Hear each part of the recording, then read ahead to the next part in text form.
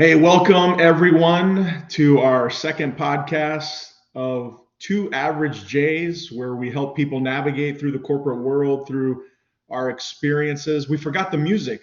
We I forgot the know. music. We had such a good song pick too. Go ahead I and sing it. know. Go ahead and sing it. I know. This is how we do it. All right, no karaoke for me today. But before we go on, like and subscribe. That helps us get the word out there, and it's really for us. It's about helping people, and we're just two average guys that spent 22 years in the corporate world and have a lot of experiences through that, and we've climbed the ladder in some ways, and so we love to share it. So like and subscribe, share with a friend as well. If you have somebody who this would apply to or that it would help, definitely send it out as well. So let's get right into it. I think one thing that we didn't talk about the first episode, and I think we need to address right out of the gate, is just the fact that in the corporate world, typically nobody joins the corporate world saying, oh, or goes through college and says, yeah, I'm going to go join this retail company or, join this corporation and climb the ladder. And that's going to be my career. If you look at a lot of the career paths of people who climb the corporate ladder, whenever they share their career journey, they always start with, it started as a part-time job and it went to this. And that's the reality of the corporate world. But I want to address something because I think it's also can be dangerous in some ways to you and to your identity as a person, because the reality is that a job should not define who you are or your career. When we started in the corporate world, when I started in the corporate world, there were skill sets that I had that matched the positions that the leadership positions that I wanted to go pursue. And it's dangerous to take on the persona of the position rather than realizing that that position just matches some of my skill sets, and ultimately it's a good fit for me moving forward. But when we allow the roles to define us, and in the corporate world, it's very easily done, right? It comes over you like a blanket, and you don't even realize it. And you go years into it, and all of a sudden, it defines who you are. It's everybody knows you as for us, it was the wireless guys, and everybody knows you as that wireless leader, that wireless retail leader. But in the end, when it's stripped away, which it was for us, right? And there's a lot going on right now, and in that field, and people getting that same experience that we had, where it was stripped, where it's being stripped away from them, and it kind of leaves them in a state of panic and a loss of identity in some ways. And what I, for if you're just starting in the corporate world, I want to warn you right out of the gate. The corporate world is great for a lot of reasons. Financially, stability, it can help develop you because they have great tools to help get you to where you want to be developmentally as a leader. But like I said, it can be dangerous because the role then becomes who you are, and then when that's stripped away, it leaves you in a place that's very vulnerable for you. And so the roles and positions shouldn't define you. For me, it's God and family defines who I am, and then from there, my job is something, or the thing I do is something that matches my skill sets that I help, and it helps me to provide for my family. And so I want to just start out with you, Justin, and just kind of ask you. I know that you had similar experiences with the corporate world and having it become almost defining for us, and then it was stripped away, and then it kind of left you in a state. And so, what would you say to the people out there listening that could be beneficial if they're just starting, or if they're in a position right now where it has just been stripped away for them, and they kind of feel in that helpless state that we're talking about. It's such a great topic, and before I answer the question, super appreciative of all the input. It's kind of been overwhelming from the feedback from episode one, so it's exciting to know that at least we touched a nerve, or hit on some things that people appreciate and want to hear about. And I've got several people that have asked for certain topics, and this one is so timely. So I'm really glad that this is what you brought today, because you're 100% right. And I'm sitting here thinking the whole time as you were talking, I'm like, well, how do you avoid that? Because your analogy is spot on. It is like a blanket, but you don't realize that the blanket is on you. Because you let's face it, we all spend more time at work than we do with our families and at home, and you don't really realize it. And I'm slower than most people, so it probably took me a long time, to realize that that's how I identified myself. And it's easy, especially as you ascend and take on larger roles and get into larger positions, that it becomes more and more of who you are, because more people know you and they know you as that person. And for me, I think the reckoning, or the time where I really realized that, oh, I've probably not brought the right balance to this. Obviously is when you have kids, but then there's these little moments where you may have missed something at home with them, or they are asking you why you're home on a day where you normally are working, and you realize it's like a sobering moment that this is out of balance for me. I've put way too much time, effort, and even when I'm home, my mental attention is still somewhere else. And I think that balance for me is probably, the biggest thing that I would suggest, is understanding that there's times where you're on for your job and your work and what you're doing.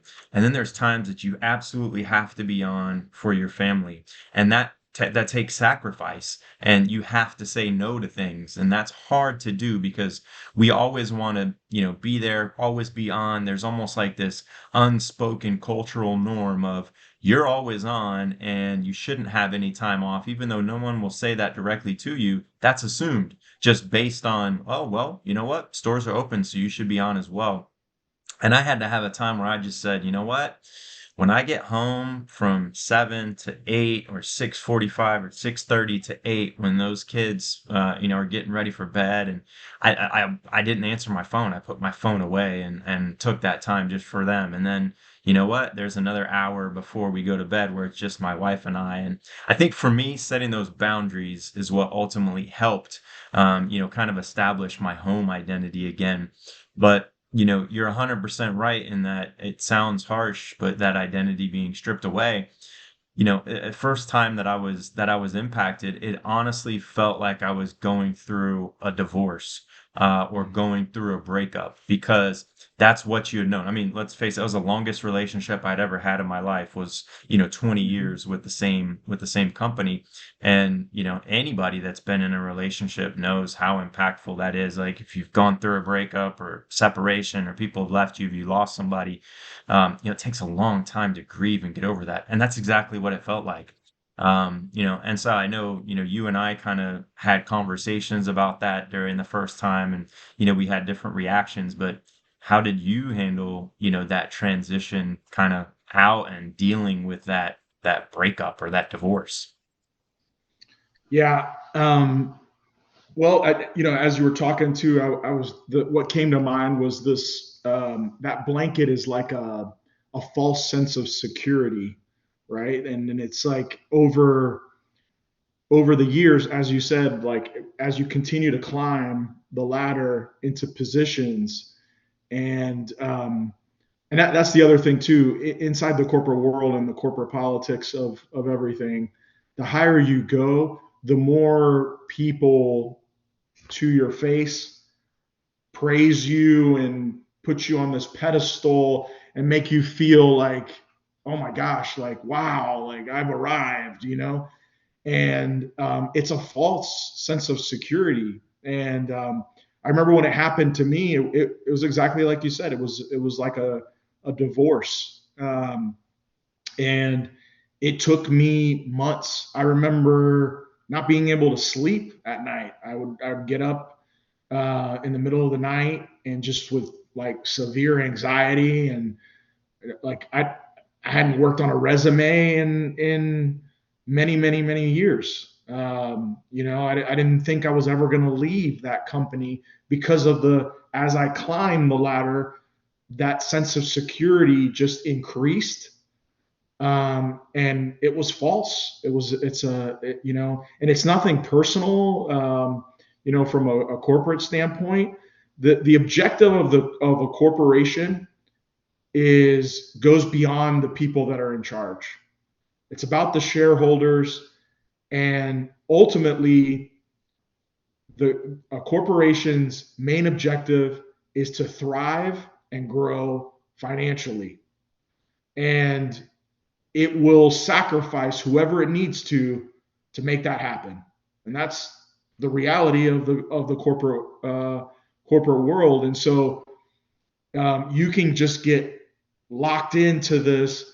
Oh, the culture is so great, and this culture is almost like a false sense of security as well. And so when I got there, and I was told that I was no longer with the company, it took me several months, but I had to do a lot of soul searching for myself and realize that I put too much investment into my identity being a position rather than what I was created to be and do, which was much more than that position or title or company. And that's what people don't realize, is that when you get caught up in this corporate world, that false sense of security then becomes like it becomes like a box that you put yourself in because you conform to the box, the corporation, rather than really allowing your gifts as a leader to flourish and explore. And that kind of leads, and that's where it came to me, is when I realized that I was much more than just this role or position as a leader. And it was more than money. It was more than money, more than any of that that brought value to me. And so I had to kind of reassess what was really valuable in life in general, and honestly, what happened to me probably, was probably the best thing for me, because it made me realize where my true value lies, and what's really important in life in general. And that kind of leads me to the next question for you, is just around, getting to this point now. I think it's important for a lot of you that are trying to climb the corporate ladder, to expand your horizons and explore different things on the side, because like I said, you're much more than just the position that you're in. Your skill sets go beyond that, and there's what you were designed to do, and the skill sets that you were given in life that that you have is more than just a role. And so you have the opportunity to do all kinds of things that you never even thought you could do. And you never will know that until you start exploring it and start expanding your horizons to that. And so that was going to be my question to you, is, what things did you realize when you started exploring other opportunities outside of the realm of the corporate world, and where it started as a side thing, but ultimately ends up becoming your main thing? And what did that look like for you? And what did that do for you in your discovery process? Yeah, no, that's so great because that's kind of where I am with my life now. And first of all, I would say, the biggest thing that I've learned is perspective. And as you get just as you progress through life, perspective is always needed. And it helped me stepping away from that environment, being removed, and like you said, best thing to happen because it's what you need. It's not what you want at the time, but it's what you need. And I gained a ton of perspective. First of all, all of the years that I spent, the time that I invested, in the company that I was with, gave me some key things that I think have helped transition into that, side hustle and then now permanent full-time hustle. And a couple of those, obviously, as a leader, you're going to always have an opportunity to lead people. And so, identifying how to build trust and really build great relationships with people. And I'm rereading how to influence people and win people over from Carnegie right now. And he talks about being genuinely interested in the other person and what they're about, and then trying to figure out what their motivators are as well. And so, as a leader, when you're picking up that and you're making that a habit, that's so important as you transition out. Like one of our, I wouldn't say a side hustle because it's a dang big hustle, but the park that we own, there's 70 employees there and they're all very young and we have young leaders that are in there. And so being able to take away, that leadership trait, that skill that I learned, and help instill that in them, is huge. And then, now we've got another venture that we're going down as well. And, a couple of those things. So, number one is, is taking risks.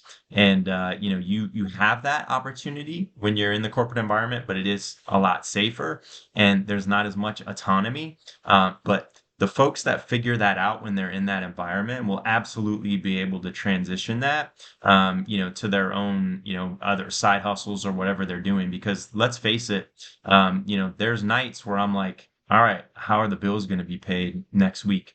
And let me figure that out. And a lot of people don't like that and it's uncomfortable.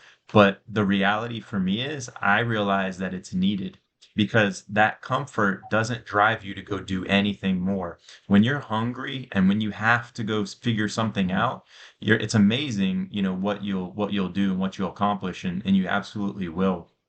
And so that risk taking, I think, is really, really big. The other piece I would say that you probably take for granted is, relationship building and networking. And you have so many people when you're in a company that's got 40,000 employees, there's people everywhere. And how do you build genuine networks within that organization? And, it's sometimes easier when you have more exposure to people and you have to work harder when you're limited in your scope. If you're, a store leader or just a district leader, you're not as exposed to as many people, but you still can. There's a global address book that you can go find anybody, look them up and reach out to them, because you're on calls all the time and you're learning about people. But that networking is huge. Like what I'm getting into right now with mortgages and, with renovations, it's all about your network. Like everyone will tell you the same thing. You've got to build great relationships with people. You got to constantly network. And so getting that foundation with where you are inside of a corporate world is really important because that's going to translate 100% to what you do. And it's funny because this is a perfect, kind of transition to one of the topics that somebody asked us to talk about. And that was, how do you navigate your career laterally? So, sometimes, you're not always making that linear progression right up the rung of the ladder. Sometimes you got to make those side steps. And, that was one thing that was asked of us is, let's address that. And I'll tell you, it's networking because there's people all around you that you're hearing from, whether it's on a call or you get to know through some project or, reach out and learn more and genuinely be curious about what their group does, and then how you can help them, because this networking thing is huge. And as we continue just to progress in society, you'll see more and more where automation is there, and the one thing that automation can't replace is the human contact, and how we interact with each other. And those networks are just so important, especially for people right now that are looking for their next step in their career. Everybody does the same thing. Let's jump to LinkedIn and go try to tap into everybody's network, and it seems inauthentic if you haven't been there already and talking to those folks. Yeah, as you were talking, a couple of things came to mind, and LinkedIn was one of them, right? It's what happens to a lot of people is as they climb the corporate ladder, they only build relationships within their circle, one, and then when that is stripped away from them, or they realize, okay, this is it for me, the end of the road, then they go try to pursue connections through areas like LinkedIn and things like that. But the thing that you have to realize, if you're just starting in the corporate world and you're trying to move up, you need to do two things. One, build those connections, like Justin said, across multiple aspects, social networking through LinkedIn, through your within your corporation, and in different channels, right? And the second thing, the lateral move that Justin's talking about, I wish I would have done that more when I was in the company I was with, because all you're doing when you do that is you're expanding your resume and you're expanding your skill sets, and growing, and you become more valuable because then you have more vast experiences that are more applicable out there when you're applying to other jobs.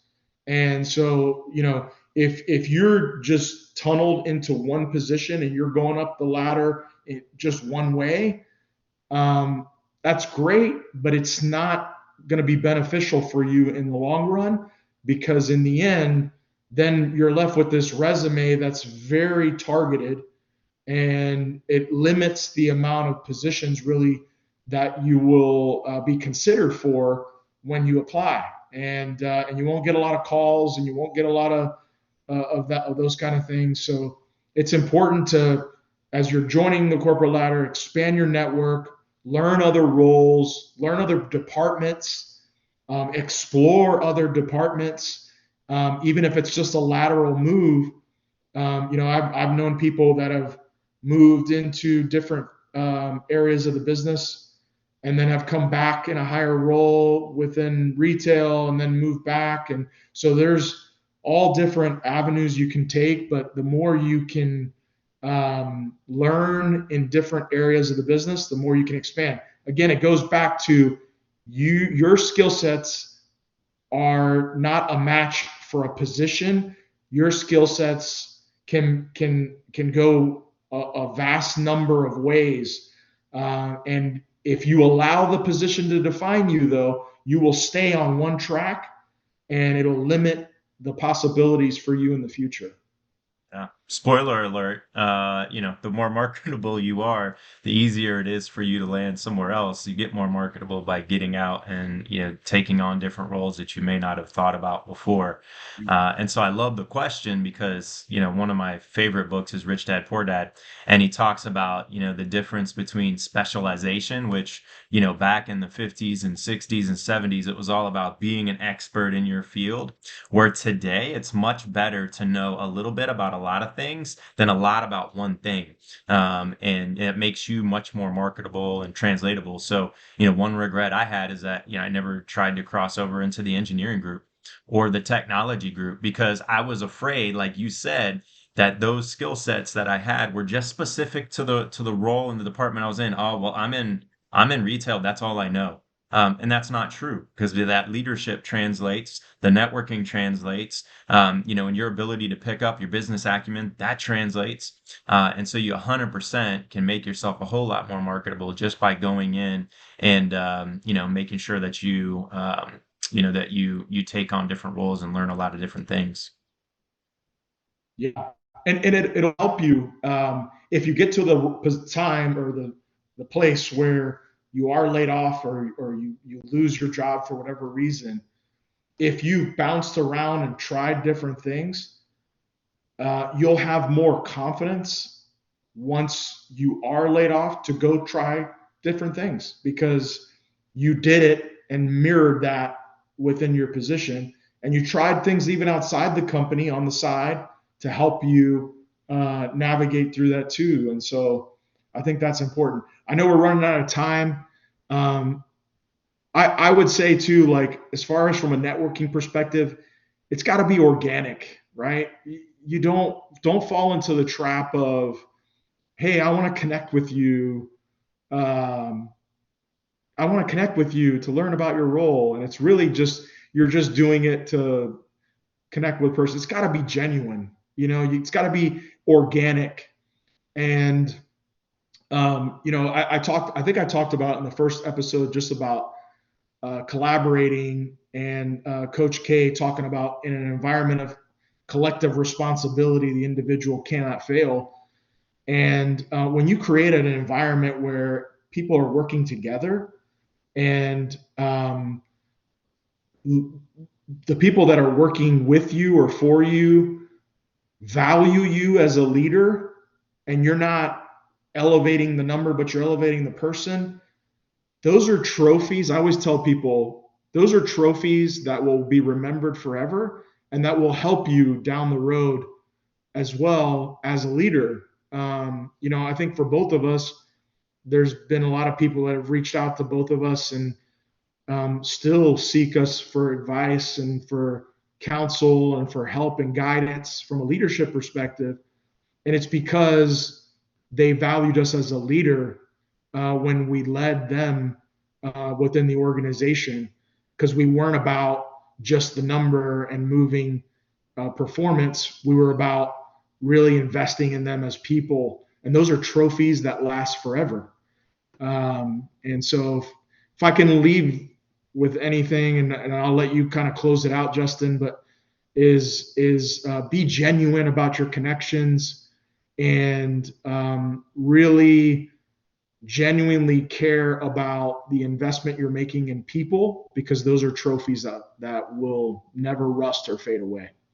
Yeah, I love that because those are the things that stick with you. And even my transition out, those are the things that made it the hardest were all the texts and, that every time you think you get past it, you get another text or another call from somebody and, just brings you right back to wow. But, I would just put a couple of exclamation points on, being authentic. And, again, Carnegie talks about this in the book that the leader that's able to influence people and truly build great relationships always walks together. The one that doesn't walks alone. And your ability to you're not just trying to go in and blow up somebody's ego. You're genuinely appreciative of something they do, or you're genuinely interested in what they do. When you have that genuine interest and you find that common point, it becomes authentic. But otherwise, it just comes off as surface level, and you're just checking a box. And so that to me is super important. And so, just kind of where I'd leave it, first and foremost, hey, we've been in the shoes that a lot of people are, 5,000 people most recently, are in this position right now. There is life after. There's definitely greater pastures out there. It is not easy. I have days where I'm super motivated. I get to spend time with my kids, and it just feels like this is how life is supposed to be. And then there's days where I'm like, oh crap, like how am I going to pay the mortgage next month? And, let me go figure this out. So it's not all rainbows and butterflies, but I can tell you that you definitely have opportunities out there for you, and lean into what we talked about for sure today, and it will absolutely help you. And then just lastly, kind of where Hav started it, again, thank you everybody for, your attention, your input, just hanging out with us and watching. Continue to send your feedback on what to do. We'd love for you to subscribe and definitely share. And we want to hear from you, like those topics that you want to hear discussed. We've got some upcoming guests that we're going to bring on that are going to help with some specific topics we've heard about so far. But we'll be back again in 2 weeks and coming right back to you with two average J's in our next topic. So go ahead, sing us on the outro. Let's go. This is how we do This is it. how we do it. You crazy. All right, everybody. We'll see All you right. next time.